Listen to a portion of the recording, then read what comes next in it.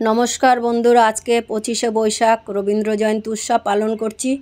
राजारहाट জ্যাংড়া टूते 39টি অঙ্গনারী केंद्र আছে। सकल केंद्रे दिदिमणिरा सकल शिशुरा एवं आमादेर सुपारभाइजार उपस्थित हয়েছেন। আমরা আজকে रवींद्र जयंती उत्सव पालन करছি। नाच गान कविता एवं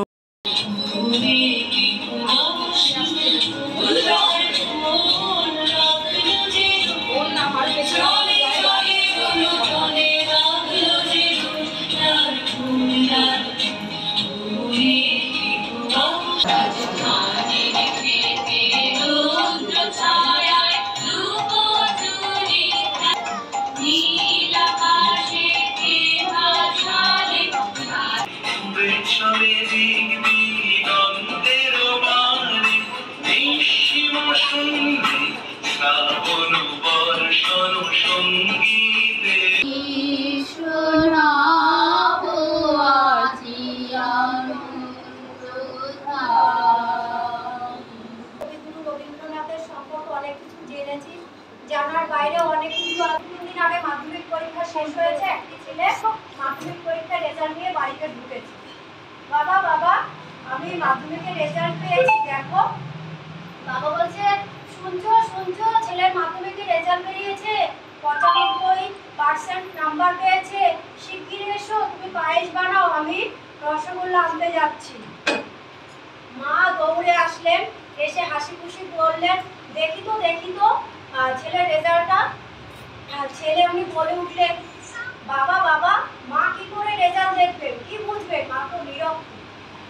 মা আপনি কাঁদতে কাঁদতে রান্নার ঘরে চলে গেলেন চোখ মুছতে। বাবা বলে উঠলেন তুই একটি কথা বললি, তোর মা নিরক্ষর? হ্যাঁ, তুই যখন পেটে ছিলিস 9 মাস অবধি তোর মা দুধ খেতে পারতো না, কিন্তু তুই যাতে ভালো থাকবি তার জন্য তোর মা নিয়মিত সে দুধ খেতে। তুই যখন বড় হলি, তুই যখন স্কুলে যেতিস 7টার সময়, তোর এই মা উঠে তোর জন্য জল খাবার তৈরি করত, তোর জন্য টিফিন তৈরি করত। হ্যাঁ, তোর মা নিরক্ষর ছিল। তুই যাতে ভালো থাকবি, আমি যাতে ভালো থাকবো, তাই ভালো ভালো রান্না করে তুই তোকে আমাকে খাইয়ে দিত।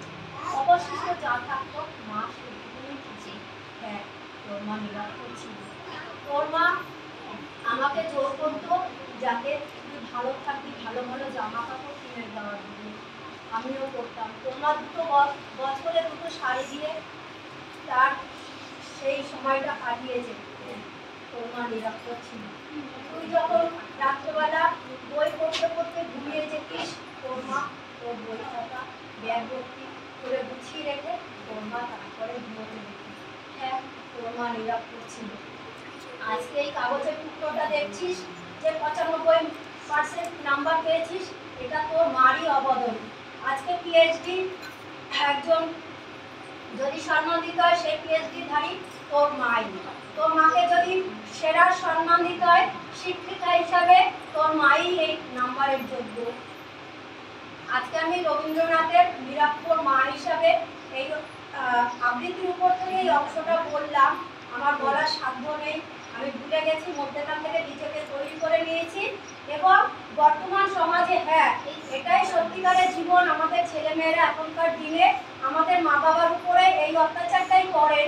তারা যখন একটু শিক্ষার আলো দেখতে পায়, এই ফোনের জগতে নিজেকে যখন তুলে ধরে, তখন আমাদের গরিব বাবা মাকে তারা নিরক্ষর বলে, অনেক অবান্তর কথা বলে, যাতে বাবা মা হৃদয়ে কষ্ট পায়। আজকে অনেক ছোট ছোট ছেলেমেয়ের এখানে আছো, আজকে তোমাদের অঙ্গুলির হাত ধরে যে বাবা মা শিক্ষার আলো জগতে তারা লেখাপড়া জানে না, তারা এই হাহাকার গরম বর্ষার মধ্যে কাজকর্ম করে। আজকে দেখে পেয়েছো গরমে আমরা ঘরে থাকতে পারিনি, কোনো বাবা মা নিরক্ষর হয়ে তারা রিক্সা চালায়, গাড়ি চালায়, 3 তলার ওপরে 4 তলার ওপরে ইট বহন করে, সিমেন্টের বস্তা বহন করে। তাদেরকে পারলে তোমরা সম্মান দিও, তাদেরকে কষ্ট দিও না। আমরা মা তো, তোমরা এক সময় মা বাবা হবা। সবাইকে ধন্যবাদ।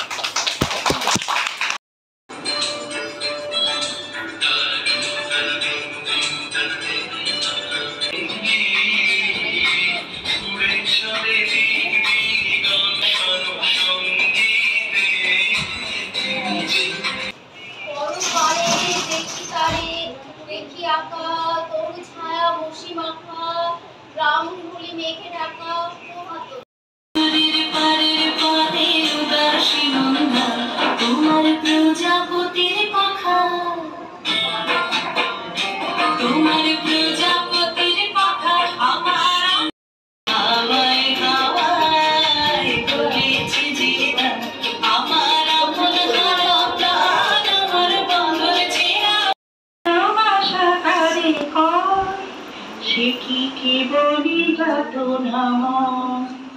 সে কি বলি চোখের জল, সে কি বলি দুঃখের শ্বাস। ধারা জল এসনি বলি ছাড়া বিধুতলে।